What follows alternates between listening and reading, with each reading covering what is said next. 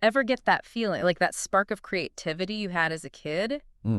Kind of fizzled out a bit. Back then, everything was possible. Now, not so much. Oh, yeah, totally. It's like you get older and that free-flowing, anything-goes imagination Yeah. kind of dries up. Right. And get this, I was reading something about how adult creativity could be way lower than when we were kids. Like way, way lower. It's kind of crazy to think about. It is. It really makes you wonder what happens along the way, right? It does, it really does. And then we stumbled across this thing called the Genius Wave audio series. It's like, rev up your brain power. Bold claims, right? Oh, yeah, definitely attention-grabbing, especially with that $39 price tag and the 90-day money-back guarantee. Exactly. So today, we're not here to tell you if this thing works or not. What we're going to do is dive into the science, the concepts behind what they're talking about, to try and make sense of it all. Yeah, like, let's unpack the science. So remember how we were talking about that childhood creativity thing? It's like kids, they just dive in, no fear, no hesitation. Exactly. There's no, am I doing this right? It's just pure exploration. Ah, But then, as we grow up, we start to second-guess ourselves, right? Like, we get afraid to make mistakes, and that can really stifle creativity. it's like we build up these mental blocks. So that's where this whole brainwave thing comes in. The genius wave talks about activating your genius wave. And when you look into it, they mention stuff like brainwaves, EEG oscillations. What's the deal with those? Okay, so picture this. Your brain, it's buzzing with electrical activity, right? Billions of neurons firing signals back and forth. And these signals create patterns, like rhythms. We can actually measure these rhythms using an EEG, and what we see are these wave-like patterns, which we call brainwaves or EEG oscillations. Oh, it's like the electrical symphony happening inside our heads. Yeah, exactly. And just like music, these brainwaves have different frequencies, and these different frequencies are linked to different states of mind.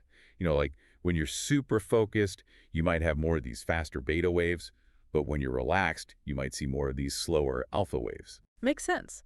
So where do theta waves fit into all this? Those seem to be getting a lot of attention lately.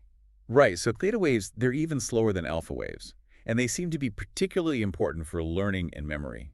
There's research suggesting that they're involved in how our brains make new connections, how we encode new information. Like our brain's learning mode. You could say that. One study is published in the Neurobiology of Learning and Memory. It showed that theta waves are really active when we're learning sequences of events, like steps in a process. Interesting. So our brains are using this rhythm to organize new information. And it's not just about forming new memories. The Hippocampus Journal had a study showing that theta oscillations are also involved in retrieving memories, accessing those stored experiences. Okay, so theta waves are crucial for both learning and memory. But how does listening to an audio series tap into that? Is that where this whole auditory entrainment idea comes in? Exactly. So auditory entrainment is based on this idea that our brainwaves can sync up with external rhythms, like sounds. You mean like how you tap your foot to a beat? Yeah, exactly. Your internal rhythm starts to match the external rhythm. And there's research in neuroscience research that shows that brain waves can actually synchronize with auditory rhythms. So the idea with auditory entrainment is that if you listen to specific sounds at certain frequencies, it might nudge your brainwave activity in a certain direction. So could you theoretically use sound to encourage your brain to produce more theta waves? And if theta waves are linked to learning and memory, could that enhance those processes? That's the theory. And there's a lot of research exploring that, like the Trends in Neurosciences journal. They have an article about using brainwave entrainment to potentially influence memory. And the Cerebral Cortex journal, they have research suggesting that individualized entrainment, tailoring those sounds to an individual's unique brain rhythms, could be even more effective for boosting learning in certain tasks. Wow. It's kind of mind-blowing to think that you could actually influence how your brain works just by listening to something. It is.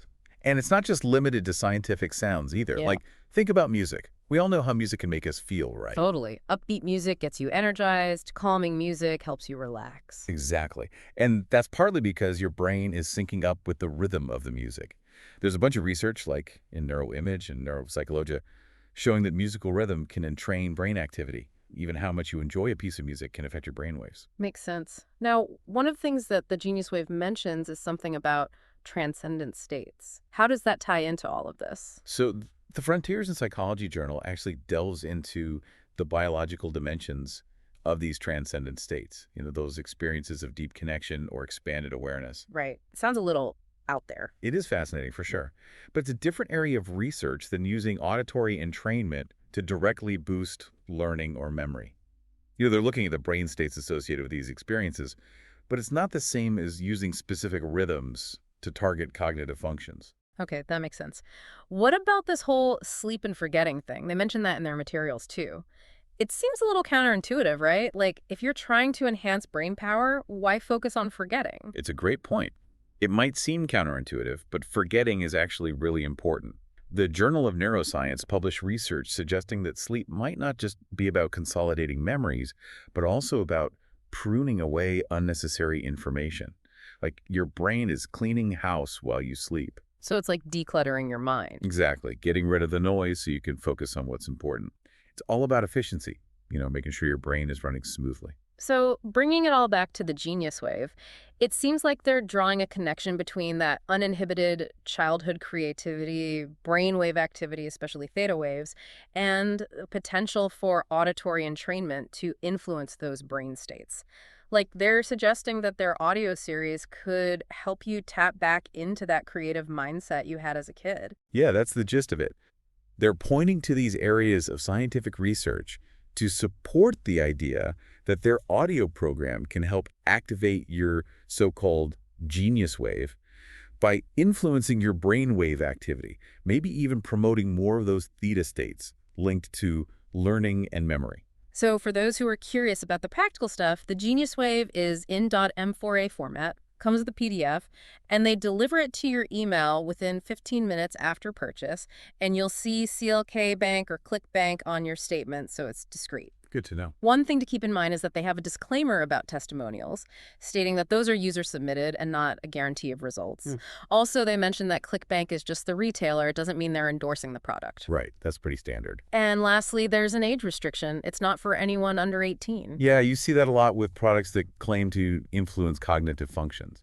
So, to wrap things up, we've explored some pretty fascinating brain science today. The decline in creativity as we age, the role of brain waves, especially theta rhythms, in learning and memory, and the potential of auditory entrainment to actually influence those brain states. And the genius wave positions itself at the crossroads of all these ideas. It's definitely food for thought. The idea that we might be able to influence our brain states through sound. It raises some pretty big questions about learning, creativity, personal growth. It does, and we encourage you to check out those research articles we talked about, dive deeper into these topics, and form your own opinions. There's a whole world of exciting research out there. For sure. Keep that curiosity going. Absolutely. And thanks for joining us on this deep dive. We hope it sparks something in you. Until next time.